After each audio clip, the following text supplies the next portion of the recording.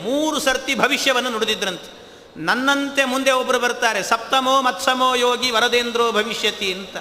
ನನ್ನ ಗ್ರಂಥಗಳನ್ನು ಅಧ್ಯಯನ ಮಾಡಲಿಕ್ಕೆ ಮುಂದೆ ಸುಮತೀಂದ್ರ ತೀರ್ಥರು ಬರ್ತಾರೆ ಅಂತ ಹೇಳಿದ್ರಂತೆ. ಆಮೇಲೆ ನನಗೊಂದು ವೃಂದಾವನ ಆಗಬೇಕು ಅಂದ್ರಂತೆ ರಾಯರು. ವೃಂದಾವನ ಆಗಬೇಕು ಅಂದಾಗ ಶಿಷ್ಯರೆಲ್ಲ ಸೇರಿ ಒಂದು ವೃಂದಾವನ ಮಾಡಿಸಿಬಿಟ್ರಂತೆ.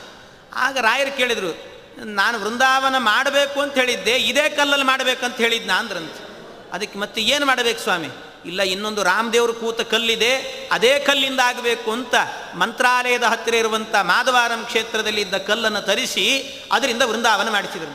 ಅಲ್ಲ, ಮತ್ತು ಒಂದು ವೃಂದಾವನ ಮೊದಲೇ ರೆಡಿ ಆಗಿದೆಯಲ್ಲ, ಅದನ್ನೇನು ಮಾಡಬೇಕು?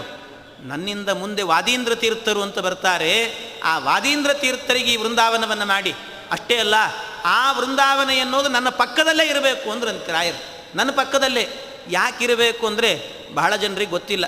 ನಾವು ಪ್ರದಕ್ಷಿಣೆ ಮಾಡುವಾಗ ರಾಯರಲ್ಲಿ ಮಂತ್ರಾಲಯದಲ್ಲಿ ರಾಯರ ಜೊತೆಗೆ